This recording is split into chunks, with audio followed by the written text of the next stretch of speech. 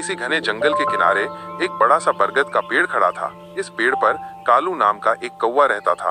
कालू बहुत चालाक और मेहनती था। वो सुबह से शाम तक भोजन की तलाश में उड़ता रहता, अपने घोंसले के लिए तिनके जुटाता और कभी कभी दूसरे कौवों के साथ मिलकर आने वाले खतरों से अपने समुदाय को आगाह करता।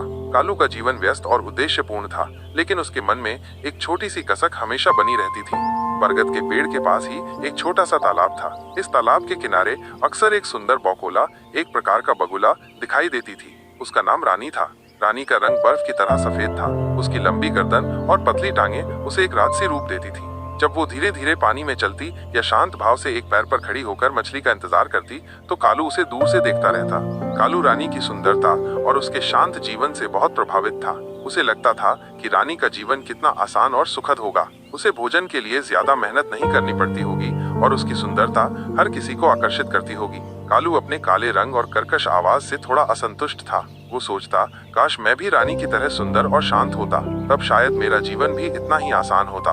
एक दिन कालू ने रानी को तालाब के किनारे धूप सेंकते हुए देखा। उसके मन में एक विचार आया। उसने सोचा, क्यों न मैं भी रानी की तरह व्यवहार करने की कोशिश करूं, शायद इससे मेरा जीवन भी थोड़ा बदल जाए। अगले दिन से कालू ने रानी की नकल करना शुरू कर दिया। उसने धीरे धीरे चलना शुरू किया, अपनी गर्दन को लंबा करने की कोशिश की और शांत रहने का प्रयास करने लगा। कौवों की अपनी स्वाभाविक फुर्ती और चंचलता को छोड़कर वो एक गंभीर और शांत पक्षी बनने का नाटक करने लगा। उसके इस बदले हुए व्यवहार को देखकर दूसरे कौवे हैरान थे। वे आपस में कानाफूसी करते, कालू को क्या हो गया है, ये तो बिल्कुल बदल गया है। न पहले जैसी उड़ान भरता है, न ही पहले जैसी आवाज निकालता है। एक बूढ़े और समझदार कौवे ने कालू को बुलाया और पूछा, बेटा कालू, ये तुम क्या कर रहे हो? तुम तो कौवे हो, तुम्हारी अपनी पहचान है, ये दूसरे पक्षी की नकल क्यों कर रहे हो? कालू ने उदास होकर कहा, दादाजी, मुझे रानी बौकोला बहुत सुंदर लगती है और उसका जीवन बहुत आसान लगता है। मैं भी उसकी तरह सुंदर और शांत बनना चाहता हूँ। बूढ़ा कौवा हंसा और बोला, बेटा, हर प्राणी की अपनी सुंदरता और अपनी विशेषताएं होती हैं। रानी बौकोला सुंदर है और पानी में मछली पकड़ती है, लेकिन वो उड़ नहीं सकती जितनी तेजी से तुम उड़ सकते हो। वो खतरों से बचने के लिए तुम्हारी तरह पेड़ की ऊंची डालियों पर नहीं छिप सकती। तुम्हारा काला रंग तुम्हें झाड़ियों और अंधेरे में छिपने में मदद करता है, जो रानी के सफेद रंग के कारण उसके लिए मुश्किल है। तुम्हारी कर्कश आवाज दूसरे कौवों को खतरे की सूचना देती है, जो रानी की शांत स्वभाव के कारण संभव नहीं है। बूढ़े कौवे की बातों का कालू पर गहरा असर हुआ। उसने ध्यान से सोचा कि बूढ़े कौवे ने क्या कहा था। उसे महसूस हुआ कि वो अपनी खूबियों को अनदेखा कर रहा था और एक ऐसे जीवन की कल्पना कर रहा था जो उसके लिए बना ही नहीं है। उसी दिन जंगल में एक शिकारी आया। उसने तालाब के किनारे जाल बिछाया और झाड़ियों में छिप गया। रानी बौकोला हमेशा की तरह शांत भाव से पानी में मछली पकड़ने में व्यस्त थी। उसे शिकारी या जाल का कोई अंदाजा नहीं था।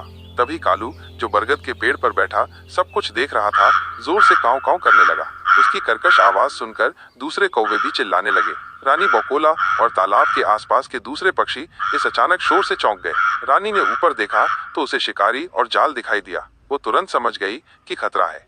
रानी बौकोला उड़ने की कोशिश करने लगी, लेकिन उसकी भारी देह और पानी में रहने की आदत के कारण वो तेजी से उड़ नहीं पा रही थी। शिकारी धीरे धीरे उसकी ओर बढ़ रहा था। ये देखकर कालू तेजी से नीचे उतरा और रानी के पास मंडराने लगा। वो लगातार काव काव कर रहा था और अपनी चोंच से रानी को उड़ने के लिए प्रेरित कर रहा था। दूसरे कौवे भी शिकारी पर शोर मचाते हुए मंडरा रहे थे, जिससे शिकारी का ध्यान भटक गया। कालू की लगातार आवाज और दूसरे कौवों के शोर से घबराकर शिकारी ने जाल खींच लिया। रानी बौकोला को थोड़ा समय मिल गया और उसने पूरी ताकत लगाकर उड़ान भरी। धीरे धीरे वो शिकारी की पहुंच से दूर हो गई और सुरक्षित स्थान पर जाकर बैठी। जब खतरा टल गया तो रानी बौकोला बरगद के पेड़ के पास आई, जहां कालू और दूसरे कौवे बैठे थे। उसने कालू की ओर देखा और कृतज्ञता से कहा, कालू भाई, आज तुमने मेरी जान बचाई। तुम्हारी आवाज भले ही कर्कश हो, लेकिन आज वो मेरे लिए जीवनदायिनी साबित हुई। मैंने कभी नहीं सोचा था कि तुम्हारा काला रंग और तुम्हारी तेज आवाज भी किसी के लिए इतनी महत्वपूर्ण हो सकती है। कालू ने मुस्कुराते हुए कहा, रानी बहन, हर किसी की अपनी विशेषताएं होती हैं। तुम्हारी सुंदरता और शांति तुम्हें खास बनाती है और मेरी आवाज और फुर्ती मुझे खतरों से बचाने में मदद करती है।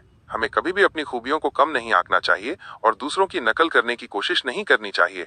उस दिन से कालू ने कभी भी रानी की नकल करने की कोशिश नहीं की। वो अपनी कौवे वाली जिंदगी से खुश था। उसने समझा कि भगवान ने हर किसी को अलग बनाया है और हर किसी की अपनी जगह और अपना महत्व है। रानी बौकोला ने भी कालू और दूसरे कौवों के प्रति अपना नजरिया बदला। उसने समझा कि बाहरी सुंदरता से ज्यादा महत्वपूर्ण आंतरिक गुण और समय पर